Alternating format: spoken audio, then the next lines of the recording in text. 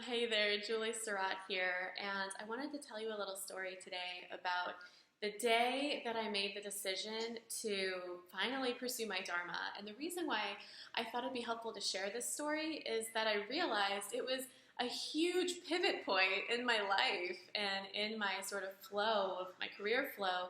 And I've never shared it with you before. And, I've spoken with a lot of you who are really desiring to call in a life that feels more fulfilling and rich, not just even in wealth, but in happiness and in the relationships that you get to experience, and just like more vitality, just more goodness. And there's something holding you back. It's like there's this tipping point where there's like a decision that needs to be made, and there's your present moment that you're comfortable in, but not, and then the decision that takes you into this whole array of like fulfillment and unfamiliarity and like so much flow and so much uncertainty. And it all comes down to this decision, which for some of you is a decision about whether or not to join Maya, my group program, Money Alignment Yoga Academy, that just launched and that we're enrolling in right now. And for some of you, it might come down to moving to another country, or for some of you, it might be about switching careers, or for going into grad school, or for like taking that part in that theater role or in the audition. Or there's so many different ways that it could manifest for you, but there's like this moment, and it bears a lot of like the stakes are high.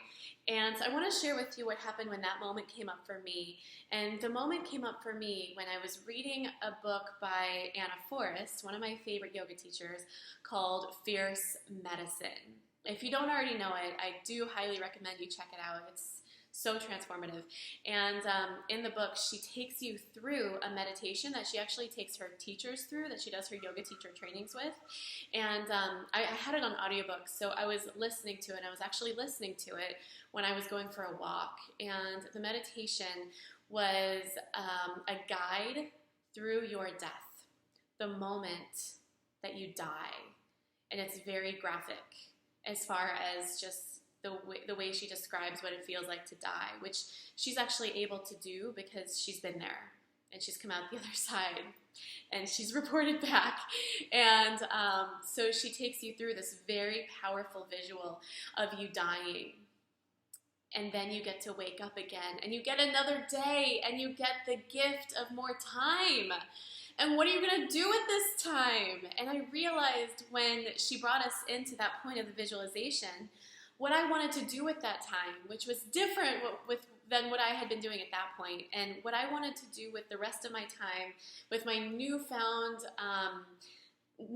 gift of time, was a whole other pursuit of Dharma, which was my Dharma. And it was so scary, and it required so much faith and so much trust, and such a big risk, such a big leap.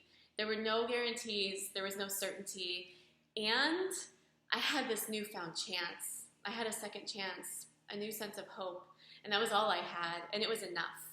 And that was the point where I was at this decision, and there was a tipping point, and I decided to take this leap, which meant leaving the comfort of a job, which meant standing against my family, my boyfriend at the time, my friends who all thought that life and career should look a certain way, and I just wasn't going to settle for that. And I had this vision of this other way of being that felt more kind of yummy and fulfilling and aligned for me. And even if they didn't support that, and even though I knew that it would mean breaking a lot of connections, which turned out to be temporary, but at the time I didn't know, I knew that I couldn't not take that leap and just have some faith in myself and in the universe. So we all know what happened from there. I mean, it wasn't an overnight thing by any means, but I slowly just kept showing up. And it was a yes to myself, which meant the universe was a yes to me. And look at where we are now. I'm in this amazing house in Southern California, walking distance from the beach. Not to mention with amazing friends, the way that people show up for me, the way that, I mean, I won't go into it, but it's heaven and it's bliss and it's still hard. But guess what? I'd rather have the problems that I have now than the problems that I had before. I'd rather have no regrets. I'd rather have the perspective of what's possible, which I have in throes now, whereas before there were a lot of feelings of heaviness and limitation. So I share this with you because I want you to feel what I feel and what I felt then.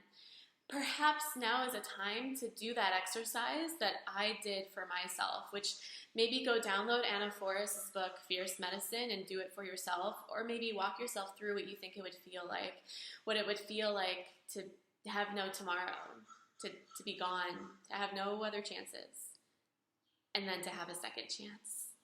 And to wake up and find that you have the energy, you have the time. You might not have the resources yet, but you have your cleverness, you have your energy, and you have your own magic that you can use to generate something from nothing. I hope this was helpful for you. If you feel called and inspired to receive more of this, more of me, of my sisterhood that I support in Maya, for me to support you personally this year, to hold your hand through your own transition and journey, click the link below. There's no obligation. This call is on me. It's a gift of my time to you because I believe in this so much and I believe in you so much if you're willing to get on the phone and have that conversation with me. Click the link below. Have 20, 25 minutes to talk about your dreams, what being on the other side looks like and means for you. All right, hope this was helpful. Have a beautiful day. Namaste.